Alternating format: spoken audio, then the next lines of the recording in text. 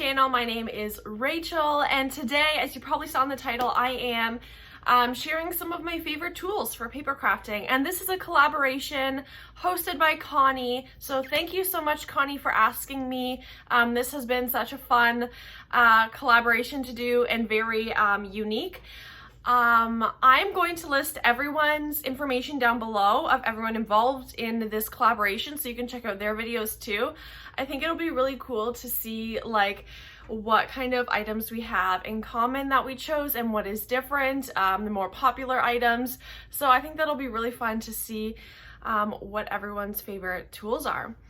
I just wanted to say, if you are new here, welcome. Thank you so much for coming. I do lots of happy mail and scrapbooking and 3D projects and paper crafting and all sorts of things. So if you like what you see, it would be awesome if you would consider subscribing. That just helps my channel get my channel out there a little bit more and get these other ladies' channels out there as well. I think it's really exciting to discover new crafty YouTube channels. So I'm gonna get started. I just have a random gathering of items beside me here of some of my favorite tools, and I think I'm just gonna go smallest to biggest and show you all of my favorite things. So let's jump into it.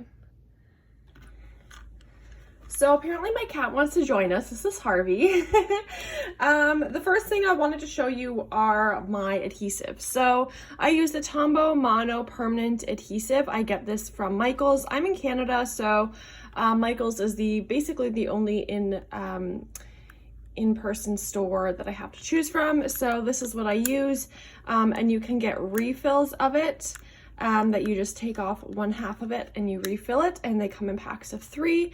So this is what I use for mainly scrapbooking and for happy mail, and when I have like things I'm mailing out or things that need to be secured better, I use my glue gun. Don't judge me, this is my glue gun. It's a mess, it's old, but it does the trick. I would say you could probably get any old glue gun and it would do the job. This is what I use. It's just from Michaels and it's a disaster. I know, please don't judge me. Yeah, when I'm doing like rosettes and lots of layers, I like to use a hot glue gun because A, it dries fast, and B, I know it's gonna stay. I have no doubts about it. I've tried other wet glues and they just haven't done the trick, but this works really well. Also, if I'm making 3D projects, I know it'll stay together, and oftentimes in 3D projects, I send them to pen pals, so in transit, I know they'll stay together. Like I said, they also dry fast, so it makes working and making your projects faster. Lastly, I wanted to share my Tim Holtz Tiny Attacher. I love this little thing. It has like really tiny staples, and yes, it is called the Tiny Attacher. I'm not just making up another name for a stapler, but I like it if I don't know, I just need to attach something. I like the looks of it. They're really cute little staples and they don't look too chunky or anything. So this is more of a bonus rather than essential, but I do love the added touch it can bring to different projects. And of course I use scissors. I personally don't have a particular scissor I use. This is an old pair of scissors from who knows where or what, but they do the job. So I don't have a recommendation on scissors. All I know is scissors are essential to paper crafting. Speaking of cutting things, this is the cutting board I use. It's Fiskars brand, and I got this from Michaels. It extends out to be 12 inches, so that is perfect for me. I know that some people have the ones where they have the cutting board and the scoreboard together, which I think is really cool, but this works well for me, and you can get refills of the blade, and yeah, this does the trick. It's simple and compact, but it still does 12 by 12, which is exactly what I need. So since we're talking about boards, this is the Martha Stewart scoreboard that I have. It is 12 by 12, so Harvey is in the way, but you get the idea. It is the perfect size for me, and it gives different measurements there. Oh, now she's moving, excellent.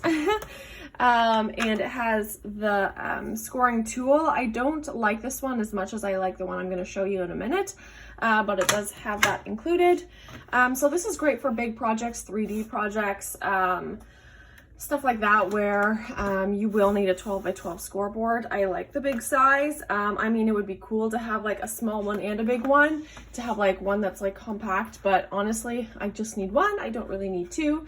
And so I have, you know, a pretty big one, 12 by 12, because that's probably the biggest size paper that I would use for my projects. Another board that I love, and you probably see me use often, is the We Are Memory Keepers envelope punch board. I know they've come out with different types of punch boards and punch boards that make multiple things at once, but this is just the punch board I have, and it does the job perfectly to make envelopes. I knew that was going to get stuck because I have some hot glue that's dried on there, and I actually just keep this on my desk now because it's a really good bone folder or like scoring tool that I just leave in like a little cup on my desk with all my pens and stuff, because it's good to like get the creases nice and creased, I guess. So I just put this on my desk, but for these video purposes, I left it in here. And yeah, this is a fantastic tool to use. I'm sure there are plenty of tutorials online. If you want a tutorial of how to use an envelope punch board, I'd be more than happy to do one. Let me know. It's really easy to use. And look at all the different sizes of envelopes you can make. And then the directions are just right there. So this is an essential, especially for, well, I guess card making if you're a card maker, but definitely for Happy Mail. I use this a lot. I am going to move on now to the printer that I use at home. I use the Canon Selfie. I can't say it's like it's probably not the best printer on the market, but for the price, I think the quality works well for me. So I think the machine is about $100 Canadian. And I have had to replace it once, but I've had this, I don't know, over 5 years maybe. And I had to replace it once, but $100 is pretty decent for an at-home printer. And then I buy these refills, and it's $40 for 108 sheets and then ink. So this is what I use. It does 4 by 6 inch photos, but I often do 2 by 3 photos in one sheet. So then I get 2 photos because I like the smaller size. It's a pretty quick and easy way to print photos. You just have an app on your phone and upload it to the app, and then it'll just print straight to your printer. And like I said, I'm sure there are much more expensive, higher quality printers on the market, but for the price, I think this works well for just like at-home scrapbooking, and is so much more convenient than constantly going to the store, especially during these times. So I appreciate having an at-home printer for those reasons. So I would say for scrapbooking, this is essential, because if you're scrapbooking often or take a lot of photos, then this is what you're gonna need. These two are kind of bonus little tools, but I do use them every once in a while. This is a tab punch. It is, I believe, from We Are Memory Keepers. Yes, from We Are Memory Keepers. And yeah, it's just a tab punch. It works really simply. Let me just show you right now how it works. You just slip it in and punch, and you got a tab. So really easy, just like that. And then the other punch that I often gravitate towards is this that makes the like reinforcer, hole reinforcer. I honestly don't know where I got this from. If anyone recognizes this brand, is it Martha Stewart? I don't know. If anyone recognizes this brand, let me know. But yeah, it's the same deal. Just put it in and punch. There we go. There's my little thing. So those two work really well for me. I use it for like tag flips or mini albums, different things like that. And you can customize it, make it your own. I like doing like gold glitter and stuff like that. So those are kind of two bonus punches that I go to often.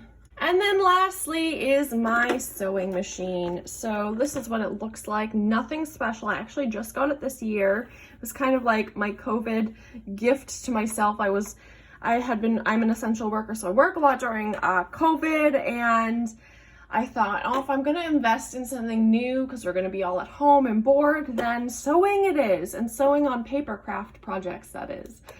So this is a Singer sewing machine, M1500. I don't know if that means anything to you, but if you're looking for one, This works really well for what I do. I just do paper crafting, and this is great for sewing together books or sewing together sequin pockets, anything like that, because it's so quick and easy. I used to use a fuse tool, which is great for sequin pockets and stuff, but honestly, this is so much more convenient because I just have it at the side of my desk. It's always, you know, ready to go and be turned on. There's some really cute settings that you can see here. Whereas the fuse tool, you had to like wait 20 minutes for it to warm up and then use it, and it wasn't always reliable. So this is what I'd recommend. So I hope you enjoyed watching this video. Thank you so much for tuning in. Like I said, everyone will be linked down below. Please subscribe to us all to see more lovely paper crafting videos. Thank you so much for all the support and the love. Go check out the other ladies and have a wonderful day. Thanks for watching. Bye.